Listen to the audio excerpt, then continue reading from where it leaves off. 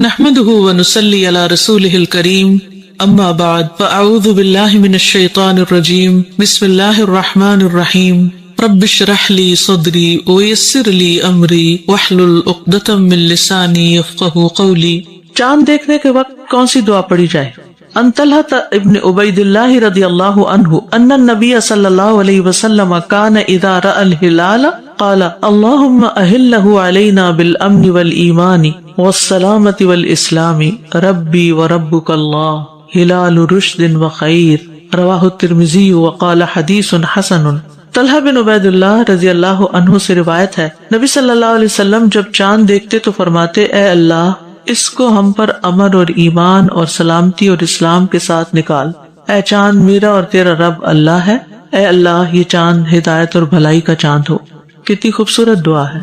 ہمارے دین نے ہر موقع کی مناسبت سے ہمیں تعلیم دی ہے، لیکن ہم ان نیکیوں سے محروم رہ جاتے ہیں۔ کیوں؟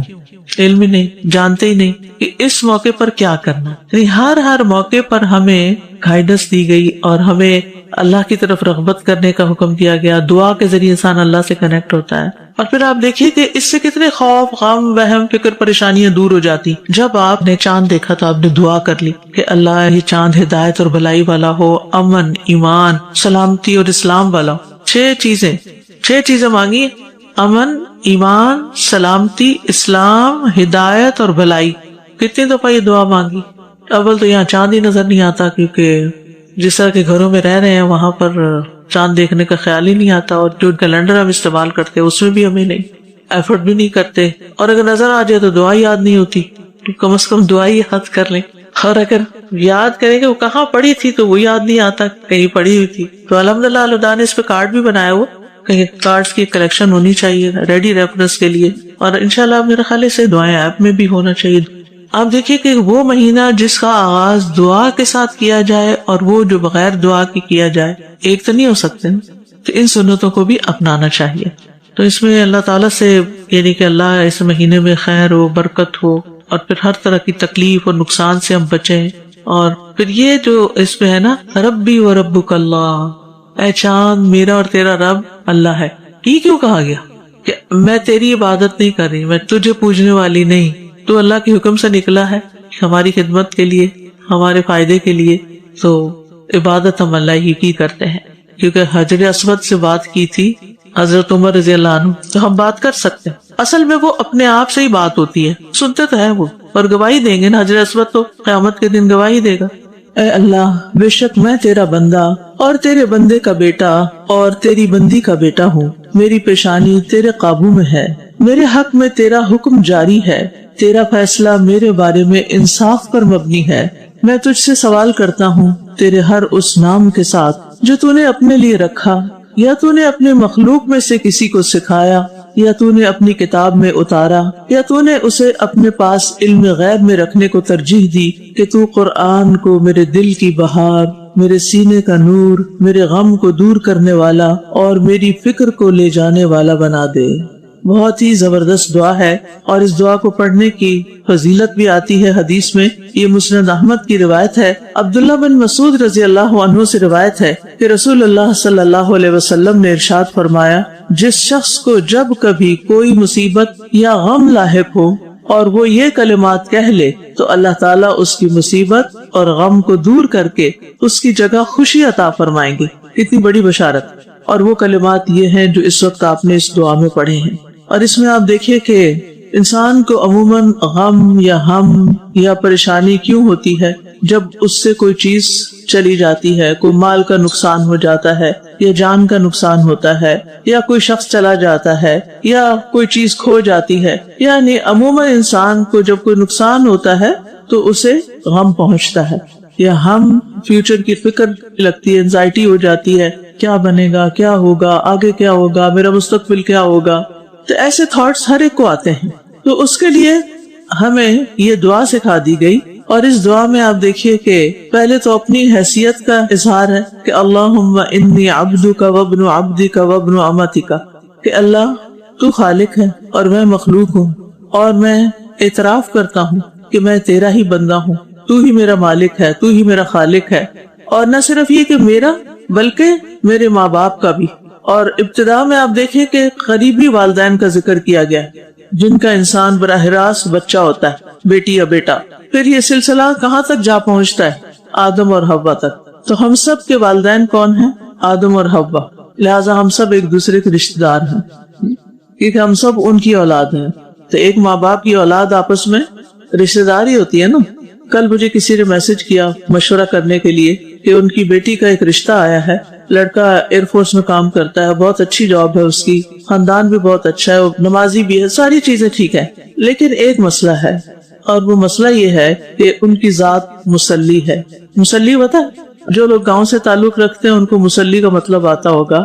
یہ مصلی کا ویسے تو مطلب ہوتا ہے نمازی. آپ کو پتا ہے انگریزوں کے زمانے میں جب برے صغیر پر ان کی حکومت تھی تو انہوں نے جو دینی طبقہ تھا، یعنی کہ مسجد کے مولوی صاحب ہوں یا پھر جو بھی شخص دین سے تعلق رکھتا ہو یا جو نماز روزے کا پابند ہو، تو ان کو مختلف ایسے ٹائٹل دے دی. کچھ لوگوں کو تو سر کا خطاب اور بڑے بڑے اور خطاب دیے گئے تھے، لیکن کچھ لوگوں کو جو خاص طور پر دین کے نمائندہ تھے ان کے نام کچھ اس طرح کے رکھے گئے کہ جس سے وہ گھٹیا قرار پائے. عام طور پر آپ دیکھیے کہ دین ہوتا بھی زیادہ ان لوگوں میں ہے جو معاشرے کے پسے ہوئے طبقات ہیں. عمومی طور پر انبیاء کے فالوورز کون رہے ہیں؟ زیادہ تر. ایکسیپشنل کیسز ہمیشہ ہوتے ہیں، عبد الرحمن بن عوف جیسے یا اور اسی طرح کے صحابہ یا کچھ سردار قبیلوں کے لوگ، لیکن آپ پر ایمان لانے والوں کی جو اکثریت تھی خصوصاً ابتدا میں، اور ویسے بھی حضرت نوح علیہ السلام کے زمانے سے کتنا ارلی پیریڈ ہے، تو اس میں بھی ان کو وہ کہتے ہیں نا کہ آپ کی جو پیروی کرنے والے ہیں وہ معاشرے کے سب سے گھٹیا لوگ ہیں، آپ ان کو اٹھائیں تو پھر ہم آ جائیں گے آپ کے پاس. یہ مینٹالٹی ہر دور میں رہی ہے. اگر حضرت نوح کے دور میں یہ تھی تو پھر آج آپ دیکھیں کہ فتنے اور بھی زیادہ بڑھ گئے. تو اس طرح جو ورکنگ کلاس تھی یا جو لیبر کلاس تھی وہ کام بھی کرتے تھے، محنت مزدوری بھی، اور نمازوں کے بھی پابند تھے. تو ان کا نام کیا رکھ دیا گیا؟ مصلی.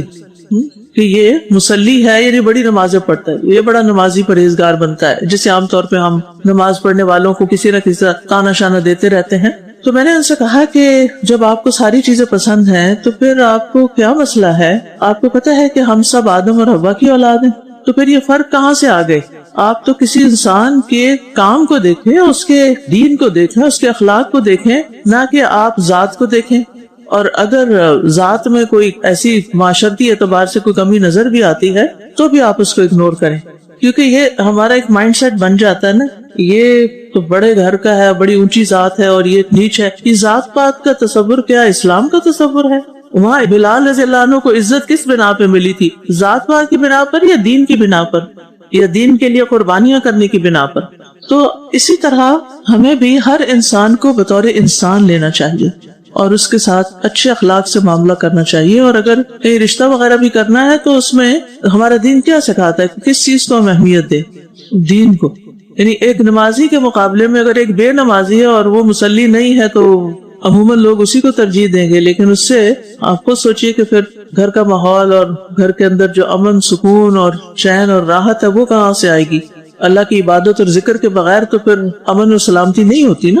تو بہرحال ہم سب اللہ کے بندے ہیں، اللہ کے بندے ہی کے بیٹا یا بیٹی ہیں، اور اللہ کی بندی یعنی ماں کی طرف اشارہ ہے، اس کی اولاد، یعنی سب کے سب اللہ کی مخلوق ہیں، اور اصل خالق اور مالک اللہ ہی ہے، وہی حالات اور معاملات کی تدبیر کرنے والا ہے. تو ان الفاظ میں انتہا درجے کی عاجزی ہے. تو مانگنے کے لیے پہلی چیز کیا ہونی چاہیے؟ عاجزی. بندوں سے جب آپ مانگتے ہیں تو سر چڑھ کے تھوڑی مانگتے ہیں، ریکویسٹ کرتے ہیں نا، پلیز کرتے ہیں اللہ کے لیے، پلیز، یعنی اپنی حالت بتاتے ہیں. تو اللہ تعالیٰ کو یہ پسند ہے کہ بندہ اپنے آپ کو عبد سمجھے. عبد غلام کو کہتے ہیں. اور پھر یہ ہے کہ مزید جو ابن عبدک ابن امتک، یہ اضافہ جو ہے یہ عاجزی پر بھی دلالت کرتا ہے، اور اس کے ساتھ ساتھ اس میں مبالغہ بھی ہو جاتا ہے کہ واقعی بندہ ہی ہوں، کچھ اور نہیں ہوں، کیونکہ میرے ماں باپ بھی تیرے ہی بندے تھے، میں ان کی اولاد ہوں تو میں بھی تیرا ہی بندہ ہوں. تو انتہا درجے کی عبودیت کا اظہار ہے، یہاں پر اعتراف ہے. اور پھر آپ دیکھیے کہ عبد ہونے کی حیثیت سے ہمارا کیا کام ہے کہ ہم کس کی طرف رجوع کریں؟ اللہ کی طرف، کیونکہ اللہ نے ہمیں اپنی عبادت ہی کے لیے پیدا کیا اور یہی ہمارا مقصد حیات ہے. اکثر لوگ اس بات سے واقف ہیں، یہ آیت بھی آتی ہے ان کو، لیکن انہوں نے اپنا مقصد حیات صرف دنیا کو بنا رکھا ہے. ٹھیک ہے، جبکہ ہمارا مقصد حیات کیا ہونا چاہیے کہ دنیا میں رہتے ہوئے ہم کیا کریں؟ اللہ تعالیٰ کو راضی کریں. ٹھیک ہے، مسلمانوں میں سے بہت سے لوگ عبادت کرتے ہیں، عبادت گزار ہیں، لیکن عبادت کے بارے میں ان کا جو نظریہ ہے یا فہم ہے یا عبادت کا جو معنی ہے وہ ناقص ہے. وہ عبادت مسجد کے اندر کرتے ہیں، مارکیٹ میں نہیں کرتے، گھر کے اندر کرتے ہیں، کسی شادی بیاہ پہ کہیں اور جائیں، گھر سے باہر یا سفر پہ جائیں تو نہیں کرتے. تو یہ جزوی عبادت ہے. اصل عبادت کیا ہے کہ انسان ہر جگہ اللہ کا بندہ بن کر رہے، ہر جگہ، چاہے آپ گھر پہ ہیں، چاہے گھر سے باہر ہیں، آپ جاب پر ہیں، کسی پڑھائی میں ہیں، کسی اسکول، کالج، یونیورسٹی میں، ہر جگہ آپ کس چیز کے نمائندہ ہو؟ اسلام کے نمائندہ ہو، دین کے نمائندہ ہو. تو بعض لوگ عبادت گزار ہوتے ہوئے بھی اپنے معاملات خراب کرتے ہیں، یعنی ان کے معاملات درست نہیں ہوتے، لوگوں کے ساتھ ڈیلنگ درست نہیں ہوتی. تو لوگوں کے ساتھ اچھی طرح ڈیل کرنا، اچھے اخلاق کا مظاہرہ کرنا، یہ بھی کیا ہے؟ عبادت ہے. تو انسان کی پوری زندگی دراصل عبادت ہونی چاہیے، یعنی اس کو خانوں میں نہ بانٹے. تو اللہ کے بندے بن کر رہیں، یعنی دنیا میں جو کچھ بھی انسان کرے اللہ تعالیٰ کی دی ہوئی ہدایت کے مطابق کرے. اٹھنا، بیٹھنا، سونا، جاگنا، کھانا، پینا، چلنا، پھرنا، سب کچھ اللہ کی مرضی کے مطابق ہو. گھر میں بھی اپنے گھر والوں سے اچھا سلوک، پڑوسیوں سے اچھا سلوک، جاب پلیس پر اچھا سلوک، بازار میں جاتے ہیں کچھ خریدتے ہیں کچھ بیچتے ہیں، وہاں ایک دوسرے سے اچھا معاملہ، اسکول کالج میں ہیں، آپ کے کولیگز ہیں، کلاس فیلوز ہیں، ہر ایک کے ساتھ اچھا معاملہ اور ان حدود کا خیال رکھتے ہوئے معاملہ جو اللہ نے قائم کی ہے. کیونکہ بعض اوقات میل فیمیل کا انٹریکشن ہوتا ہے تو اس میں بھی اللہ کی حدود پامال نہیں ہونی چاہیے. ایک اور چیز بھی یاد رکھیے کہ ایک بنیادی مقصد ہے ہمارا بحیثیت فرد کے، اور وہ ہے عبادت، لیکن بحیثیت امت کے بھی ہمارا ایک مقصد وجود ہے. وہ کیا ہے؟ دعوت دین. انفرادیت میں کیا ہے؟ عبادت. اور اس کو کافی نہ سمجھے، یہ آدھا کام ہے بحیثیت فرد کے، لیکن بحیثیت امت کے آپ کی ذمہ داری دعوت دین بھی بنتی ہے، لیکن اکثر لوگ اس کو بھولے ہوئے ہیں. بہرحال آگے کہتے ہیں ناصیتی بیدک ماض فی حکمک عدل فی قضاؤک. ناصیہ کہتے ہیں سر کے اگلے حصے کو، یہ جو پیشانی کے اوپر بال ہوتے ہیں ماتھے کے اوپر والے حصے پہ، یہ سر کا اگلا حصہ ہے، یعنی میرے سر کا اگلا حصہ اللہ کے ہاتھ میں ہے. کہتے ہیں کہ یہاں پر فرنٹل لوب جو ہوتا ہے اسی سے انسان کی سوچنے سمجھنے کی صلاحیت تعلق رکھتی ہے. یعنی میرا یعنی جہاں میں کوئی ڈیسیژن لیتا ہوں یا کوئی فیصلہ کرتا ہوں وہ سارے کا سارا کیونکہ وہ آپ کے ہاتھ میں، تو آپ ہی کی مرضی اور آپ ہی کی بھیجی ہوئی تقدیر اور اس کے مطابق میں آپ کی رضا پہ راضی رہتا ہوں. جب میری پیشانی کے بال اللہ کے ہاتھ میں ہیں یا میری پیشانی اللہ کے ہاتھ میں ہے تو اس کا ایک معنی تو یہ ہے کہ پھر مجھ پر سارا تصرف اللہ تعالیٰ ہی کا ہے، جو وہ چاہتا ہے میرے حق میں فیصلہ ہوتا ہے. اور دوسرا یہ ہے کہ مجھے اپنی زندگی میں پرائرٹی پھر اللہ ہی کو دینی چاہیے جس کے ہاتھ میں میرے تمام معاملات ہیں. ماضٍ فی حکمک، میرے بارے میں تیرا ہی حکم چلتا ہے. حکم دو طرح کا ہوتا ہے، ایک دینی اور شرعی، اور دوسرا قدری کونی. کونی کون سا ہوتا ہے؟ یعنی کہ تقدیر سے متعلق جو چیزیں ہوتی ہیں. تو یہ دونوں حکم بندے میں نافذ اور جاری ہیں، چاہے وہ ان کو پسند کرے یا ان کا انکار کرے. اب ہوتا یہ ہے کہ شرعی حکم کا تو ہم انکار بھی کر لیتے ہیں، اس میں چوائس دی گئی، اختیار دیا گیا ہمیں، ماننا تو مانو، نہیں ماننا نہ مانو، پھر ایک دن آؤ گے تو پوچھ لوں گا میں تم سے. دوسری طرف کون سے احکامات ہیں؟ کونی قدری، یعنی تقدیر سے. اس میں ہمارے ساتھ کیا ہوتا ہے؟ وہی ہوتا ہے جو اللہ چاہتا ہے، اس میں ہمارا اختیار نہیں ہوتا. عدل فی قضاؤک، اللہ تعالیٰ کے سارے فیصلے ہر اعتبار سے انصاف پر مبنی ہے. یعنی آپ میرے بارے میں جو بھی فیصلہ کریں وہ سراسر عدل ہے، انصاف پر مبنی ہے، کیونکہ اللہ تعالیٰ کسی پر ظلم نہیں کرتا. قرآن مجید میں آتا ہے وَمَا أَنَا بِظَلَّامٍ لِّلْعَبِيدِ، اور میں اپنے بندوں پر بالکل بھی ظلم کرنے والا نہیں، قطعاً نہیں ظلم کرتا. لہٰذا اللہ تعالیٰ نے جو دین اور شریعت ہمیں بھیجی ہے وہ بھی عدل و انصاف پر قائم ہے، اور اس کے ساتھ ساتھ جو تقدیر ہے اللہ کی اس میں بھی اللہ نے کسی پر ظلم نہیں کیا. اللہ کا ہر فیصلہ حکمت اور مصلحت پر مبنی ہوتا ہے. وَمَا رَبُّكَ بِظَلَّامٍ لِّلْعَبِيدِ. تو اب دیکھیے کہ اللہ تعالیٰ سے ابھی کچھ مانگا تو نہیں گیا، ابھی تو صرف اپنی عاجزی کا اظہار ہو رہا ہے. اپنی حاجت پیش کرنے سے پہلے عاجزی کا اظہار ہو رہا ہے کہ میں کچھ نہیں، سارے فیصلے تیرے ہاتھ میں ہے، سارا اختیار تو تیرے پاس ہے. اسألوک، اب سوال، یہ دعائے سوال ہے، ٹھیک ہے.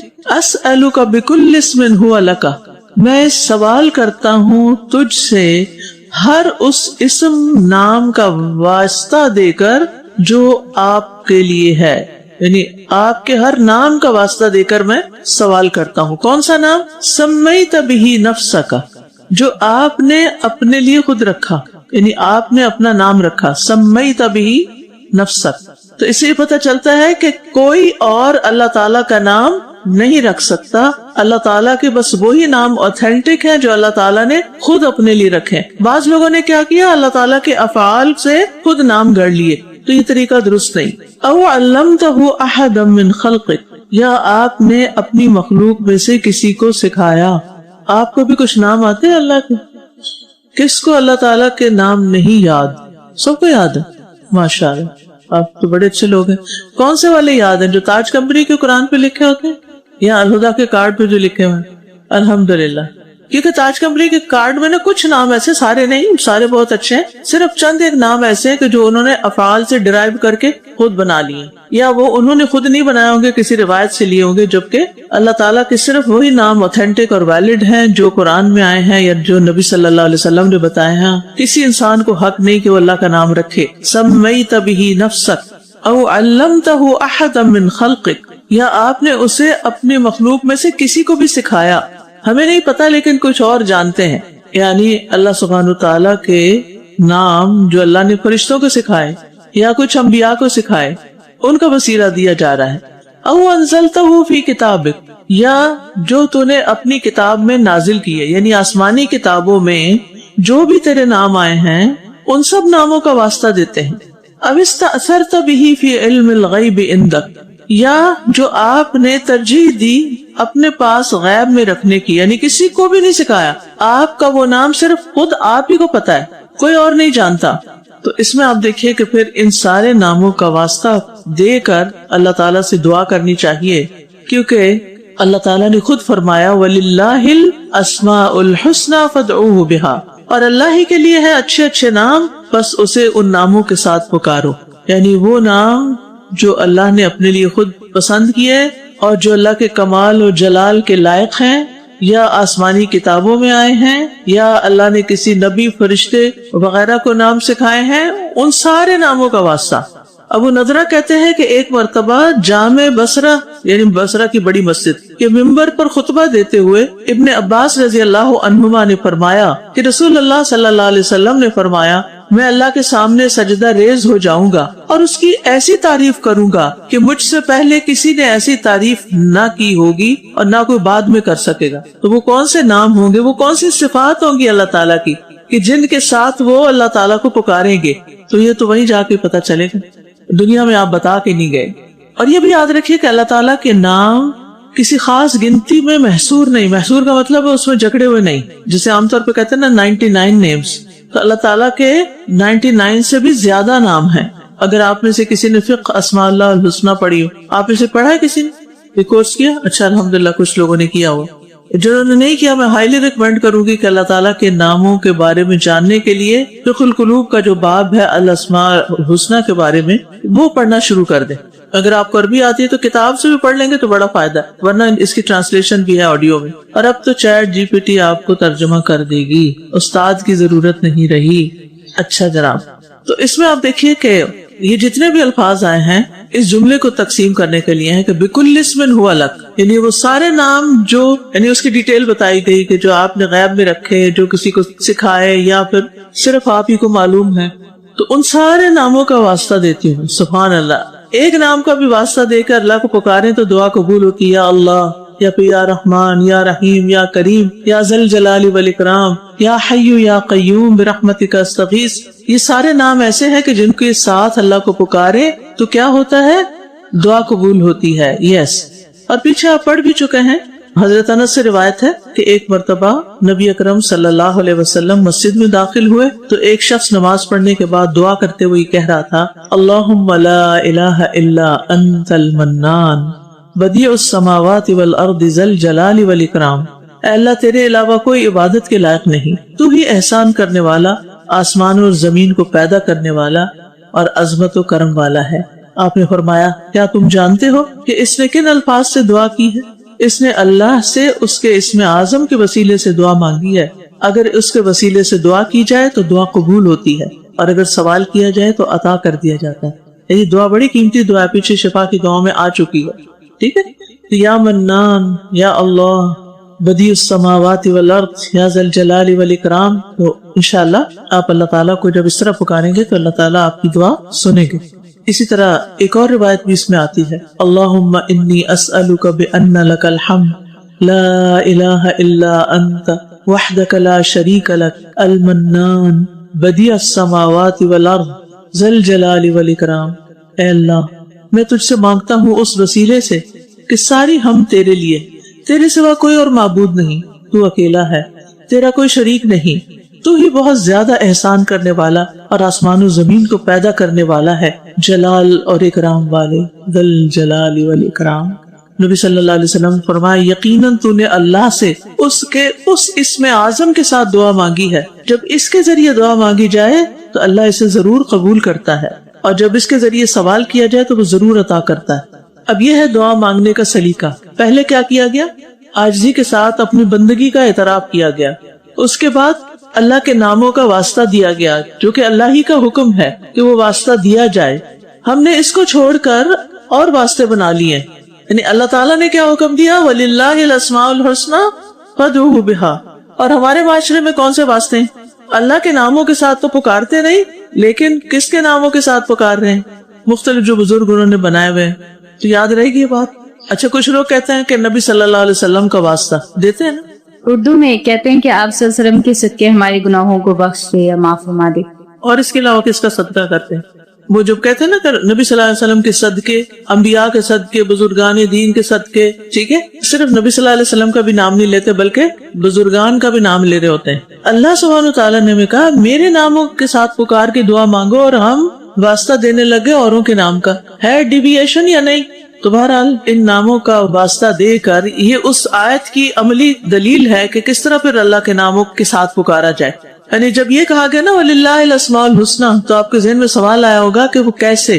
تو یہ ہے وہ طریقہ جو ان دعاؤں میں سکھایا گیا. یہ سارا واسطہ وسیلہ دے کہ کیا مانگا؟ أَن تَجْعَلَ الْقُرْآنَ رَبِيعَ قَلْبِي وَنُورَ صَدْرِي وَجِلَاءَ حُزْنِي وَذَهَابَ هَمِّي. ہر کھو جانے والی چیز کا نعم البدل عوض کیا ہے؟ قرآن. جو بھی اپنے غم کو قرآن سے ہیل کرنا چاہے گا تو قرآن اس کو فائدہ دے گا. آج آپ دیکھیں کہ لوگ اپنے غم بھلانے کے لیے جو تھراپی سیشنز لیتے ہیں کتنے پیسے اس پر خرچ کرتے ہیں. آپ میں سے کبھی کسی نے تھراپی لی؟ کتنا پیمنٹ کیا تھا؟ 3000. کتنی دیر کے لیے؟ 1 گھنٹے کے لیے. کہتے ہیں 17 سے 20 ہزار کا بھی سیشن ہو رہا ہے پر 1 آور. چاہے آپ کو فائدہ ہو یا نہ ہو، ٹھیک ہے، اللہ نے ان کو علم دیا ہے، وہ لوگوں کی مدد کرتے ہیں. لیکن نبی صلی اللہ علیہ وسلم نے کیا سکھایا کہ کس چیز کے ذریعے غم دور کرو؟ قرآن کے ذریعے. دیکھیے الفاظ اتنے خوبصورت ہیں. ان تجعل القرآن ربیع قلبی، کہ تو قرآن کو میرے دل کی بہار بنا دے. بہار کا موسم یاد ہے جب ہر طرف پھول کھل جاتے ہیں، نئے نئے پتے نکل آتے ہیں، خوشبو پھیل جاتی ہے، تو میرے دل میں بھی ایسی ہی بہار آ جائے. غم دل کے باغ کو اجاڑ دیتا ہے، خزاں لے آتا ہے. تو اس کا حل کیا ہے؟ اس خیال کو چھوڑ کر جو بار بار غم دلا رہا ہے قرآن پکڑ لیں. وَنُورَ صَدْرِي، اور سینے کا نور، کیونکہ اندھیرا جو ہے وہ غم کی علامت ہوتا ہے. تو اللہ غم نکل جائے اور روشنی ہو جائے. وَجِلَا حُزْنِي، اور میرے حزن، میرے غم کو جلا بخشے قرآن، یعنی غم دور کر دے. وَذَهَابَ هَمِّي، ذہاب کس کو کہتے ہیں؟ جانے کو. ذہاب چلا گیا. ذَهَابَ هَمِّي، اور یہ قرآن میرے ہم کو لے جائے. کتنی چیزیں مانگی ہیں؟ 4. قرآن کیا بن جائے؟ ربیع قلبی، نور صدری، جلاء حزن، وذہاب ہمی. اگر قرآن یہ 4 کام نہ کرے تو اس کا مطلب یہ ہے کہ پھر کہیں کمی ہے. ایک کمی تو یہ ہو سکتی ہے کہ آپ قرآن پڑھتے کوئی نہیں. اب جو قرآن ہی نہیں پڑھتا، نہ ناظرہ، نہ ترجمہ، نہ تفسیر، کوئی تعلق ہی نہیں ہے، اس کو یہ دعا وظیفے کے طور پہ پڑھنا کچھ فائدہ دے گی؟ اس دعا نے تو ہمیں رستہ بتا دیا کہ اگر غم دور کرنے تو قرآن سے جڑ جاؤ، قرآن سے تعلق پیدا کر لو، قرآن تمہیں تھام لے گا. اور کیا وعدہ کیا جا رہا ہے کہ دل باغ باغ ہو جائے گا، آپ خوش ہو جائیں گے، آپ کے اندر ایک سکینت آ جائے گی، آپ کا سینہ روشن ہو جائے گا، آپ کو باتیں سمجھ آنے لگے گی، آپ کو مشکلات کا حل نظر آنے لگے گا. جب آپ لاسٹ ہو تو رستہ نظر آنے لگے گا، اور یہ قرآن ہی دیتا ہے. اور ساتھ ہی حزن بھی چلا جائے گا، ہم بھی چلا جائے گا، اور قرآن خوشی اور مسرت کا باعث بن جائے گا۔ تو بہار کے موسم کی بات اس لیے کی گئی کہ سال بھر میں جتنے بھی موسم ہوتے ہیں نا، چاہے سردی ہو، چاہے گرمی ہو، چاہے خزاں ہو، ان سب کے مقابلے میں بہترین چیز کیا ہے؟ بہار۔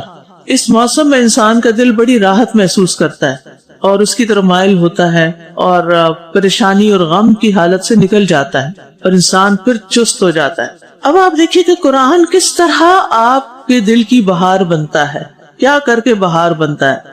اچھی خوبصورت آواز میں تلاوت کر کے۔ یعنی آپ نے کبھی دل کے اندر خوشی نہیں محسوس کی جب آپ اچھی سی تلاوت سنتے ہیں؟ تو یہ قرآن سے تعلق کا ایک ذریعہ ہے کہ آپ اس کی تلاوت کو انجوائے کریں، اور پڑھتے پڑھتے یقین کریں آنسو بہ نکلیں گے اگر آپ اچھی آواز میں توجہ سے پڑھ رہے ہیں اور آپ کو ترجمہ بھی آتا ہو۔ وہ باتیں کھلیں گی آپ پہ، آپ حیران ہو جائیں گے اور سارے برے خیالات کہیں اور چلے جائیں گے، دور ہو جائیں گے۔ ہم میں سے کون کون خوش ہونا چاہتا ہے؟ کون کون دل میں بہار چاہتا ہے؟ ہم سب چاہتے ہیں۔ تو نسخہ بتا دیا گیا ہے، کیا کرو؟ قرآن کی تلاوت کرو۔ کیسے؟ خوبصورت آواز کے ساتھ، وہ سب کچھ پتا ہے آپ کو۔ اچھا، دوسری کیا چیز بتائی گئی؟ نور صدری۔ قرآن سینے کو نور کب بخشتا ہے؟ جب دل میں معرفت آتی، اللہ کی پہچان آتی ہے قرآن کے ذریعے، حق و باطل میں فرق انسان جان لیتا ہے، اسے مسائل کا حل نظر آنے لگتا ہے، شرح صدر ہو جاتا ہے، سینے کا بوجھ ہٹ جاتا ہے۔ جو بھی آپ کو مسئلہ پیش ہے، کیا آپ کے ساتھ کبھی یہ ہوا کہ آپ کسی مسئلے کے ساتھ کلاس میں داخل ہوئے اور اس دن کی آیات آپ ہی کے مسئلے کا حل تھا؟ کس کس کے ساتھ ہوا؟ ماشاءاللہ سب کا یہ ایکسپیرینس ہے کہ آپ کے سوالوں کے جواب ملنے لگتے ہیں اس میں۔ جب میں تفسیر پڑھا رہی تھی نا، تو ایک دن پڑھا کے آتی تھی، وہ سارے مسئلے حل ہو گئے، تو پھر آگ کے کھولنے سے پہلے میں اپنے آپ کو ایکسائٹیڈ فیل کرتی تھی، ایکسائٹمنٹ میں ہوتی تھی۔ اچھا بھلا کل کیا آ رہا ہے، دیکھو تو صحیح کل کون سی آیتیں ہیں اور ان میں کیا میسج ہے اور ان میں کیا سبق ہے۔ اور پھر یہی ہوتا تھا، ادھر سے کوئی مسئلہ پیش آیا اور ساتھ ہی اللہ نے رہنمائی کر دی۔ قل ان ھدی اللہ ھو الھدی، آپ کہہ دیجئے کہ بے شک اللہ کی ہدایت ہی اصل ہدایت ہے۔ اور یہ ہدایت کہاں ہے؟ قرآن میں۔ اچھا، آپ یہ بھی تو کہہ سکتے ہیں کہ کس کو پتا جو قرآن میں لکھا ہے وہ صحیح ہے کہ نہیں؟ بعض لوگ یہ کہتے ہیں، سمجھتے ہیں کہ ضروری تو نہیں کہ جو کچھ قرآن کہتا ہے وہ صحیح ہو۔ تو آپ کیا کہتے ہیں؟ شک میں ہے یا یقین میں کہ صحیح ہے؟ کوئی دلیل دیجیے مجھے، کس بات کا یقین ہے آپ کو کہ واقعی یہ کلام اللہ کی طرف سے؟ لا ریب فیہ، کسی کتاب میں یہ دعویٰ نہیں کیا گیا کہ لا ریب فیہ، اور کسی کتاب میں یہ نہیں کہا گیا وَإِن كُنتُمْ فِي رَيْبٍ مِّمَّا نَزَّلْنَا عَلَىٰ عَبْدِنَا فَأْتُوا بِسُورَةٍ مِّن مِّثْلِهِ وَادْعُوا شُهَدَاءَكُم مِّن دُونِ اللَّهِ إِن كُنتُمْ صَادِقِينَ۔ اگر تمہیں کوئی شک ہے، ان کنتم فی ریب مما نزلنا علی عبدنا، اس کے بارے میں جو ہم نے اپنے بندے یعنی محمد صلی اللہ علیہ وسلم پر نازل کیا، یہاں کتاب کی طرف اشارہ ہے، باقی جگہوں پر معنی اسٹریچ کر لیا جاتا ہے، سنت بھی بیچ میں شامل ہو جاتی کیونکہ وہ بھی آپ ہی کے تھرو آئی۔ خیر، تو اللہ تعالیٰ نے 1400 سال سے چیلنج کیا ہوا ہے سب کو، اس جیسی کو صورت بنا لاؤ۔ وقتاً فوقتاً لوگوں نے کوشش کی لیکن کامیاب نہیں ہو سکے۔ آپ کو بھی چیلنج ہے، اگر آپ کو کوئی شک ہے، قرآن آپ کو بھی خطاب کر رہا ہے، تو پھر اس جیسی کوئی صورت بنا لو، 10 آیتیں بنا لو، اس جیسا کوئی کلام پیش کرو۔ قُلْ لَئِنِ اجْتَمَعَتِ الْإِنسُ وَالْجِنُّ عَلَىٰ أَن يَأْتُوا بِمِثْلِ هَٰذَا الْقُرْآنِ لَا يَأْتُونَ بِمِثْلِهِ وَلَوْ كَانَ بَعْضُهُمْ لِبَعْضٍ ظَهِيرًا، کہہ دیجیے سارے جن مل جائیں، سارے انسان کٹھے ہو جائیں، عَلَىٰ أَن يَأْتُوا بِمِثْلِ هَٰذَا الْقُرْآنِ، اس بات پہ کٹھے ہوں کہ اس قرآن جیسے کوئی چیز بنا کے لائیں، لیکن وہ نہیں بنا سکیں گے، چاہے وہ ایک دوسرے کے مددگار ہی کیوں نہ ہو۔ یہ اس قرآن کی سچائی کی بہت بڑی دلیل ہے، اور ایمان کی پختگی کی بھی، کہ دل سے شک نکال دیں کہ آپ جو کچھ پڑھ رہے ہیں پتہ نہیں وہ صحیح ہے کہ نہیں، لفظ لفظ پڑھ رہے ہیں آپ، کچھ چھپایا ہوا نہیں آپ سے۔ اچھا، اب آپ دیکھیے کہ جب شک نکل جاتا ہے نا، تو پھر انسان ہر آیت کو کیسے پڑھتا ہے؟ پوری توجہ سے پڑھتا ہے کہ یہ ہے اصل ہدایت، یہاں سے ہدایت ملے گی، یہاں سے میرے سوالوں کے جواب ملیں گے، یہاں سے مجھے روشنی ملے گی۔ تو دل کے اندھیرے پھر چھٹنے لگتے ہیں، دل روشن ہونے لگتا ہے، اور جب دل روشن ہوتا ہے نا تو وہ باتیں سمجھ آتی ہیں جو کالے دل کو یا اندھیرے دل کو سمجھ نہیں آتی۔ تو نور صدری کیا ہے؟ قرآن کا علم و معرفت۔ بہار بنے گی جب آپ اچھی تلاوت کریں گے، سنیں گے، اور علم اور معرفت کی روشنی سے دل روشن ہو جائیں گے، اور پھر دو اور کام بھی ہوں گے، وَجَلَاءَ حُزْنِي وَذَهَابَ هَمِّي، غم اور پریشانیاں چھٹ جائیں گی. وہ کیسے؟ کیونکہ قرآن شفا ہے. وَنُنَزِّلُ مِنَ الْقُرْآنِ مَا هُوَ شِفَاءٌ وَرَحْمَةٌ لِّلْمُؤْمِنِينَ وَلَا يَزِيدُ الظَّالِمِينَ إِلَّا خَسَارًا. اور جو ہم قرآن میں سے نازل کر رہے ہیں وہ ایمان لانے والوں کے لیے تو شفا ہے. ایمان کے ساتھ آپ کو یقینی طور پر اس قرآن سے شفا ملے گی، لیکن ظالموں کو، یعنی جو ایمان نہیں لائیں گے، ان کو وہ خسارے میں اضافہ کرے گا، ان کا نقصان بڑھتا جائے گا. سورۃ فصلت میں آتا ہے قُلْ هُوَ لِلَّذِينَ آمَنُوا هُدًى وَشِفَاءٌ، کہہ دیجئے وہ ان کے لیے جو ایمان لائے ہدایت اور شفا ہے. تو اس قرآن کو پڑھنے سے پہلے، اس سے فائدہ اٹھانے سے پہلے اس پر ایمان لانا ضروری ہے کہ یہ اللہ کی کتاب ہے اور یہ واحد محفوظ کتاب ہے آسمانی کتابوں میں سے. لوگوں کی ہدایت کے لیے اللہ نے اس کی حفاظت کو خود ذمہ لے لیا ہے. لہذا اگر ہم چاہتے ہیں کہ ہمیں اس کلام سے شفا ملے اور ہمارے غم دور ہو جائیں تو اس کو مضبوطی سے پکڑ لینا ہے، اس کو چھوڑنا نہیں، اس کو صحیح طور پہ پڑھنا سیکھنا ہے، اس کے اندر غور کرنا ہے اور اس کی خوب تلاوت کرنی ہے تاکہ آپ کا ہم غم جو ہے سب صاف ہو جائے اور اس سے غفلت نہیں برتنی. آپ اپنے ساتھ عہد کریں زندگی کا کوئی ایک دن ایسا نہ ہو کہ جس میں آپ قرآن نہ پڑھیں، اور جتنا پڑھیں گے، فہم حاصل کریں گے، تدبر کریں گے، اتنا آپ کے غم وغیرہ دور ہوتے جائیں گے. تو قرآن سے تعلق میں سب سے پہلے تو تلاوت کا تعلق ہے، اتباع کا تعلق ہے، اس کے قدر اور احترام کا تعلق ہے. یہ صرف آنکھوں سے لگانے اور طاقوں میں سجانے کے لیے نہیں آیا، بلکہ اس کی قدر کرنی چاہیے. کس طرح؟ خوش دلی سے تلاوت کر کے، ٹھہر کر ترتیل سے پڑھ کے، اور پھر اس کو غور سے سن کے، جب کوئی اور پڑھ رہا ہو خاموشی کے ساتھ سن کے، کوئی اور مشغولیت نہ ہو، کوئی اور کام نہ کر رہے، بے توجہ ہی نہ ہو، اوروں سے باتیں نہ ہو، اور پھر تدبر اور تفکر کر کے. اور تدبر تفکر کے لیے ایک سے زیادہ تفسیریں پڑھنی پڑتی ہیں پھر مختلف انداز سے، اور اس کے لیے جو تدبر کورس ہے وہ بہترین ہے آپ کے لیے. صرف ایک بگنر کے طور پر، آگے اگر آپ کو طریقہ آ جائے تو پھر مزید خود بھی پڑھ سکتے. ویسے ہم سوچ رہے ہیں کہ ایک لیول اور اس کا انٹروڈیوس کر دیں تاکہ مزید بھی تدبر ہو سکے. تو اب آپ دیکھیں کہ تدبر کے لیے آپ تفاسیر کی کمپیریٹیو اسٹڈی بھی کرتے ہیں، اور آپ اس میں یعنی آیات کی مناسبت سے غور و فکر بھی کرتے ہیں، اور اس کے لیے علم کی ضرورت ہوتی ہے، وقت کی ضرورت ہوتی ہے، محنت کی ضرورت ہوتی ہے. لیکن جو یہ کر لیتا ہے اس کی زندگی سے پھر غم نکلنا شروع ہو جاتے ہیں. اور قرآن پڑھتے ہوئے نا انسان کو اس کی عظمت ملحوظ ضرور رکھنی چاہیے کہ اللہ کا کلام رکھنے میں، اٹھانے میں، لینے میں، دینے میں، پڑھنے میں، اس کے بارے میں بات کرنے میں. ریسنٹلی کسی نے ایک کورس انٹروڈیوس کیا تو اس کو میں دیکھ رہی تھی، تو اس میں قرآن کی آیات کے بارے میں لکھا ہوتا ہے ننھے جملے ہیں اس میں. کیا ہمیں یہ کہنا چاہیے قرآن کی آیات کو ننھے جملے؟ نہیں کہہ سکتے. بھول ہو گئی، سہو ہو گئی، خیال نہیں گیا ادھر. جس نے بھی لکھا، بعض اوقات انسان پیار میں لکھ جاتا ہے نا، محبت میں لکھ جاتا ہے، لیکن قرآن کی شان بہت بلند ہے. بل ہوا قرآن مجید، مجید مجد والا، شان والا، بزرگی والا، فی لوح محفوظ. اللہ نے اسے لوح محفوظ میں محفوظ کر رکھا ہے، اس لیے کوئی اس کو بدل نہیں سکتا. تو قرآن کی عظمت دل میں ہونی چاہیے، قرآن کا احترام دل میں ہونا چاہیے. بعض اوقات اتنی حیرت ہوتی ہے مجھے کہ کچھ لوگ قرآن مجید کو عام ٹیکسٹ کی کتاب سمجھ کے اس کے اوپر کبھی کونی بھی رکھ لیتے ہیں، کبھی اپنا ہاتھ پورا ٹکائے ہوئے ہوتے ہیں، کبھی وہ پھر میں نہیں کہتی کہ آپ ہاتھ بھرے رکھیں اور وہ ورقے اڑتے رہے، لیکن یہ کہ ایک ہوتا ہے اس کو پکڑنے کے لیے ہاتھ رکھنا، اور ایک ہوتا ہے اپنے ہاتھ کو ریلیکس کرنے کے لیے کوئی سہارا لینا. قرآن کو تکیہ نہ بناؤ، یہ خاص حدیث ہے. آپ قرآن کے ساتھ یہ نہیں کر سکتے. پکڑنے کا انداز بھی لٹکانے والا نہ ہو بلکہ اٹھانے والا، عزت احترام والا ہو، تو پھر قرآن آپ کے دل کی بہار بنے گا. آپ دیکھیں جس چیز سے انسان کو محبت ہوتی ہے، اس کی قدر کرتا ہے، تو خود بخود جب اس کو دیکھتا ہے، پڑھتا ہے، اسے ہاتھ لگاتا ہے، تو اس کا دل خوش ہونا شروع ہو جاتا ہے. سوچئے آپ کو زندگی میں کس سے محبت ہے؟ ٹھیک ہے، کس سے محبت ہے؟ محبت سے خالی نہیں ہوتا انسان. کسی کو مال سے ہوتی ہے، کسی کو اولاد سے ہوتی ہے، کسی کو بچوں سے ہوتی ہے، کسی کو بڑوں سے ہوتی ہے، کسی کو اسپاؤس سے ہوتی ہے، کسی کو کسی کام سے ہوتی ہے. یعنی چونکہ یہ جذبہ اللہ نے رکھا ہے اندر نا، تو جس چیز سے آپ کو محبت ہوتی ہے، اگر آپ کے دل میں سچی قرآن کی محبت ہے تو کمپیریزن کر لیں.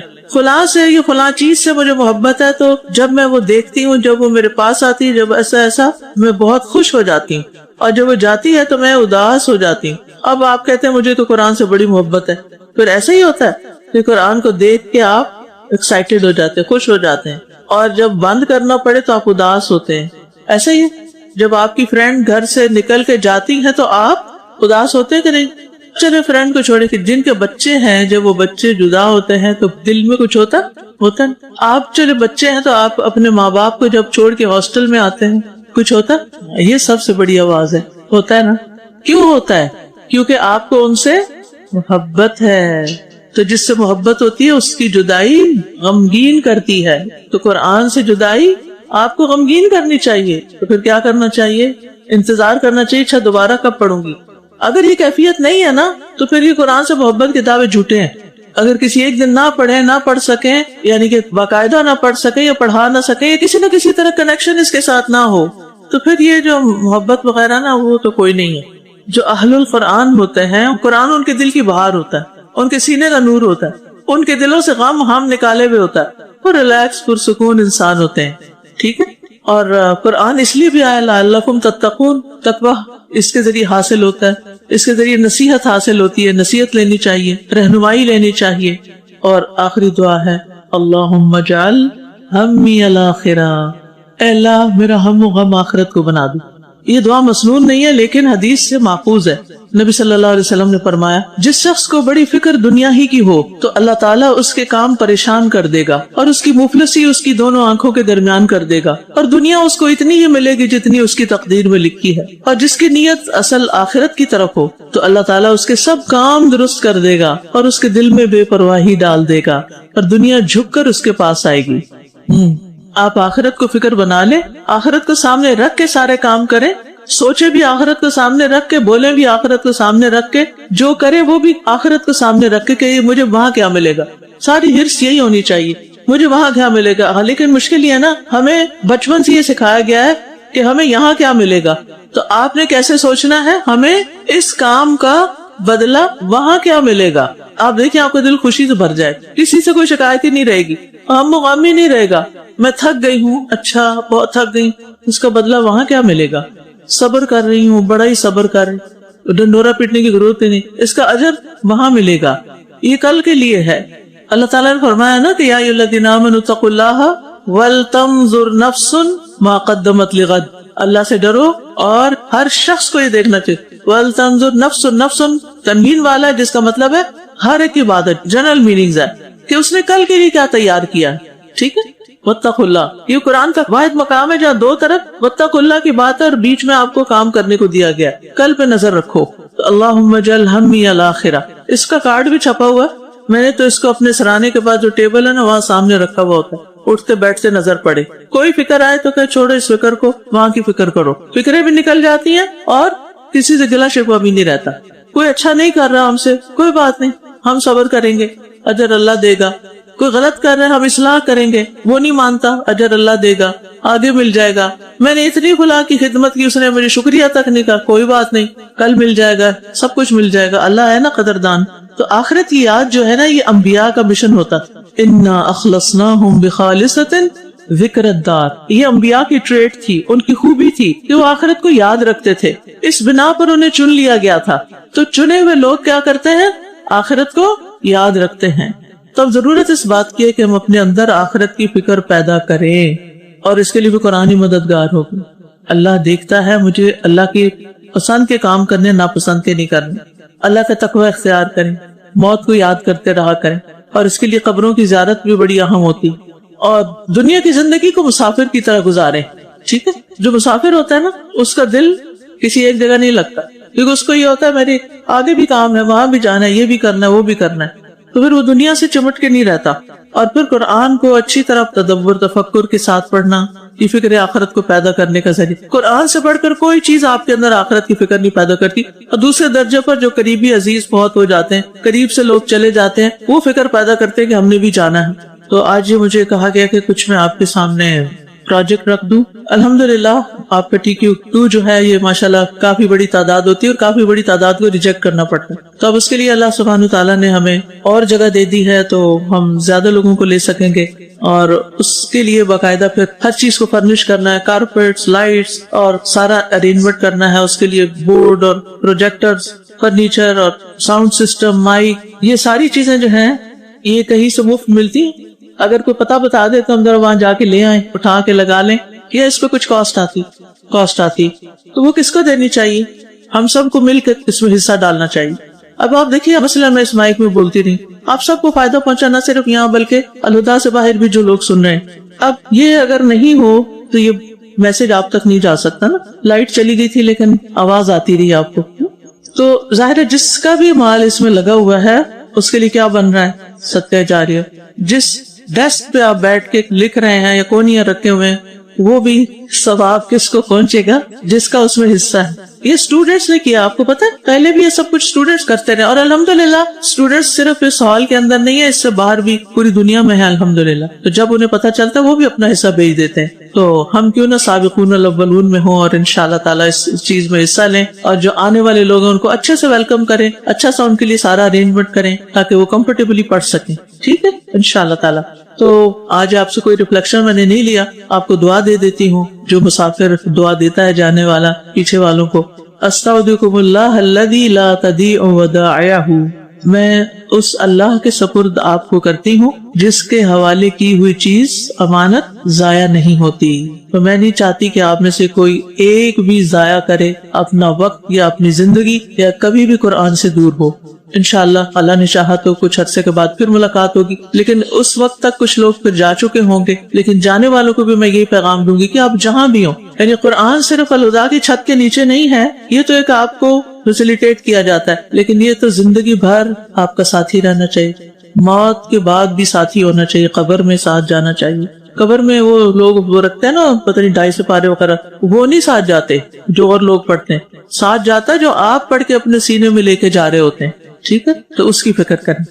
یہ وہ رب ہے جو عرش عظیم کا مالک ہے، وہ عرش عظیم کہ جس کی وسعت کا ہم اندازہ ہی نہیں کر سکتے.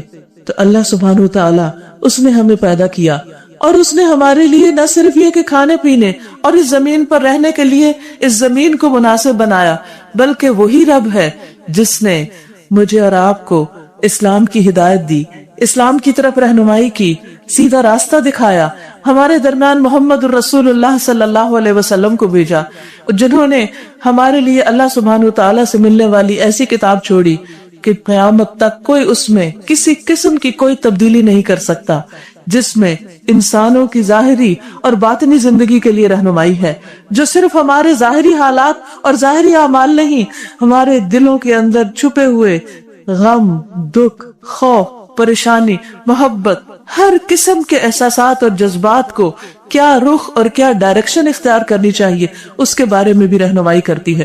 صرف انسان اگر ایک آیت پر ہی غور کرنا شروع کر دے تو اس کی زندگی گزر جائے اور اس کے پہلوؤں کا احاطہ اس کے لیے ممکن نہ ہو. وہ رب مجھ سے اور آپ سے سب سے خطاب کر کے فرما رہا ہے، وسارعوا، اور جلدی کرو اور مقابلے میں چلو اور دوڑو، لپکو، فوراً اٹھو اور چلو. کس چیز کی طرف؟ الی مغفرت، بخشش کی طرف، مغفرت کی طرف، توبہ کی طرف، اللہ سبحانہ تعالیٰ سے معافی مانگنے کی طرف. من ربکم، جو تمہارا رب ہے، جس نے تمہیں پیدا کیا، جو تمہیں رزق دیتا ہے، جس نے زندگی دی اور جو موت کا مالک ہے، جس کی طرف تم واپس پلٹائے جاؤ گے، جو صحت اور بیماری اور قسمتوں کا بنانے والا ہے. ہر چیز اسی کی طرف سے ہے. اس رب کی طرف دوڑو، اس کی بخشش کی طرف دوڑو. اور ہم سب دوڑنے والے ہیں. ہمیں جب جس چیز میں کوئی فائدہ نظر آتا ہے ہم فوراً اس کی طرف لپکتے ہیں اور ایک دوسرے کے مقابلے میں جلدی جانے کی کوشش کرتے ہیں. کوئی بھی نئی چیز جب مارکیٹ میں آتی ہے تو ہم کیا چاہتے ہیں کہ سب سے پہلے وہ میرے پاس موجود ہو. کوئی نیا ڈیزائن، کوئی نیا کپڑا، کوئی بہترین چیز کہ جس سے ہماری دنیا کی قدر و قیمت میں اضافہ ہو سکے. اس کو حاصل کرنے کے لیے ہم کسی سے پوچھتے نہیں، کسی سے مشورہ نہیں کرتے، بس ہمارا دل چاہتا ہے اور ہم دوڑ پڑتے ہیں اور ہر قیمت پر اس کو حاصل کرنے کی کوشش کرتے ہیں. اب دیکھیے کہ ٹیلی فون کی دنیا میں ایک انقلاب آیا ایپل کی وجہ سے. ایپل کا iPad, iPhone, iMac اور میک پرو اور بہت سارے جو اس کے پروڈکٹس تھے. اب دیکھیے کہ لوگ انتظار میں رہتے ہیں اور مسلسل اپ ڈیٹ رکھتے ہیں اپنے آپ کو کہ کس وقت اس کی کون سی پروڈکٹ آ رہی ہے، کس مہینے میں آ رہی ہے. اور اس سے پہلے کہ وہ آئے اور ملینز کی تعداد میں بھی آئے تو لوگوں کی لائنوں کی لائنیں ہوتی ہیں. دن رات دیکھنے والا حال ہوتا ہے کہ سب سے پہلے ہم ہو اس کو حاصل کرنے والے. حالانکہ کیا ہے، اگر ایک دن لیٹ ہو گیا یا تھوڑے دن بعد بھی کوئی چیز مل گئی تو مل ہی جائے گی. تو جس طرح لوگوں کی ایپل پروڈکٹس کی طرف دوڑ ہے، اور جس طرح کسی اچھی خوبصورت جیولری اور اچھے قیمتی کپڑے کے لیے جو دوڑ ہے، اس سے بڑھ کر ہماری دوڑ اللہ سبحانہ وتعالیٰ کیا فرما رہے ہیں، کس چیز کی طرف ہونی چاہیے؟ اللہ سبحانہ وتعالیٰ کی مغفرت کی طرف. کیونکہ ہم ہر لمحہ غلط کام کر جاتے ہیں، ہم بھول چوک کے شکار ہو جاتے ہیں، ہم سے گناہ ہو جاتے ہیں، تو ہم پھر اس کے بوجھ تلے نہ دبیں. کیونکہ انسان کے اندر ہر غلطی کے بعد ایک گلٹ پیدا ہوتی، جو وہ گلٹ اندر پیدا ہو جاتی ہے تو پھر انسان کا سکون لٹ جاتا ہے، اس کی خوشی ختم ہو جاتی، اس کے دل میں ایک ویرانی سی پیدا ہو جاتی. اس کے پاس سب کچھ ہوتے ہوئے بعض اوقات اس کے اندر خوشی نہیں ہوتی، سکون نہیں ہوتا، راحت نہیں ہوتی.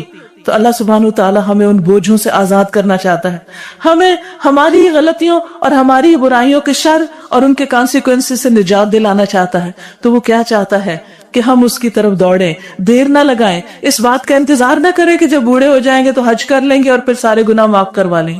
کون جیتا ہے تیری زلف کے سر ہونے تک؟ کس کو پتا کہ کب تک کون زندہ ہے؟ اس لیے کبھی بھی دیر نہیں لگانی چاہیے. اور اللہ سبحانہ وتعالیٰ خود فرما رہے کہ آ جاؤ، پلٹ آؤ اور اللہ کی طرف رجوع کر لو، اپنے بوجھ سے آزاد ہو جاؤ، اس گلٹ سے باہر نکل آؤ. سارے نفسیاتی مسائل ختم ہو جائیں گے، ساری ذہنی بیماریاں ختم ہو جائیں گی، ساری پریشانی اور غم اور دکھ اور تکلیفیں دور ہو جائیں گی اگر تم اپنے رب کی طرف دوڑ کر آؤ گے اور اپنے رب سے معافی مانگ لو گے. الی مغفرۃ من ربکم، وہ رب کوئی پرایا نہیں، وہ تمہارا سب سے اپنا ہے کیونکہ تم اس کے بنائے ہوئے ہو. اور جس نے بنایا اس سے زیادہ اپنی تخلیق اور اپنی مخلوق سے کون پیار کرنے والا ہے؟ ماں بناتی نہیں ہے، وہ صرف جنم دیتی ہے، لیکن اس کو اپنے بچے سے کتنا پیار ہوتا ہے. اور اللہ سبحانہ وتعالیٰ تو 70 ماں سے بڑھ کر پیار کرنے والا ہے، اسے اپنے بندے سے پیار ہے. اسی لیے یہ حکم دے رہا ہے کہ دوڑ کر آؤ، غلطی ہونے کے بعد فوراً پلٹ آؤ اور معافی مانگ لو، بخشش مانگ لو. اور اللہ سبحانہ وتعالیٰ اس بات سے کس قدر خوش ہوتے ہیں. اس کی مثال حدیث میں آتی ہے، آپ میں سے بہت سے لوگوں نے سن بھی رکھی ہوگی، کہ جیسے کوئی شخص کسی صحرا میں ایک اونٹنی پر کھانا پینا لے کر سوار ہو اور پھر تھک جائے تو کہیں آرام کرنے کے لیے لیٹ جائے، اور جب سو کر اٹھے تو دیکھے کہ اس کی اونٹنی کہیں کھو گئی ہے اور اب اس کے پاس کوئی بھی نہیں، نہ کوئی انسان، نہ چرند، نہ پرند، اور کوئی مددگار نہیں. ایسے میں اس کو سوائے اپنی موت کے اور کچھ نظر نہیں آ رہا اور وہ بے قرار ہو کر پھر رہا ہے کہ اچانک اس کی اونٹنی سامنے آ جاتی ہے اور وہ خوشی کے مارے چلا اٹھتا ہے کہ یا اللہ، میں تیرا رب اور تو میرا بندہ، یعنی بات الٹ دیتا. تو اللہ سبحانہ وتعالیٰ فرماتے کہ جس طرح اس بندے کی خوشی کا تم اندازہ لگا سکتے ہو جس کو نئی زندگی مل جائے، اللہ سبحانہ وتعالیٰ اس سے بھی زیادہ خوش ہوتا ہے، اس سے بھی زیادہ خوش ہوتا ہے جب بندہ اس کی طرف پلٹ آتا ہے. اس لیے صرف یہ کہتے رہنا کافی نہیں کہ میں بہت گناہگار ہوں، میں تو ایک گناہگار انسان ہوں، اور شیطان دل میں وسوسے ڈالتا ہے، اچھا تم نے فلاں غلطی کی نا، اب تمہاری تو معافی ہونی نہیں، آخرت میں تو تمہیں جنت ملنی نہیں، لہٰذا دنیا میں اور غلطیاں کر لو اور موج کر لو. لہٰذا وہ ہمیں اللہ تعالیٰ کی طرف آنے نہیں دیتا. اور اللہ سبحانہ وتعالیٰ کیا چاہتا ہے اپنے بندوں کے لیے کہ بندے آئیں، دوڑ کر آئیں. ہم دیکھیے کہ جسے ایک ماں بچے کی غلطی پر خواہ اس سے ناراض ہو، لیکن کیا ماں کبھی یہ چاہتی ہے کہ بچہ اس سے ہمیشہ کے لیے دور ہو جائے کیونکہ اس نے غلطی کر دی، کیونکہ اس نے ماں کو تنگ کیا یا ماں کی نافرمانی کی؟ جب بچے ہمارے ساتھ کچھ بھی ایسی بات کرتے ہیں تو باوجود اس کے کہ وہ ہمیں سخت تنگ کرتے ہیں، پھر بھی ہم کیا چاہتے ہیں کہ پلٹ آئیں، واپس لوٹ آئیں. بعض اوقات بچے ناراض ہو کر گھر سے نکل جاتے ہیں، ماں کیا چاہتی کہ بچہ واپس آ جائے، کسی طرح پلٹ آئے، کیونکہ اس کا چین اور قرار لٹ جاتا ہے. یہ تو دنیا کی ایک ماں کا یہ حال ہوتا ہے جس کو اپنے بچے سے سچی محبت ہوتی.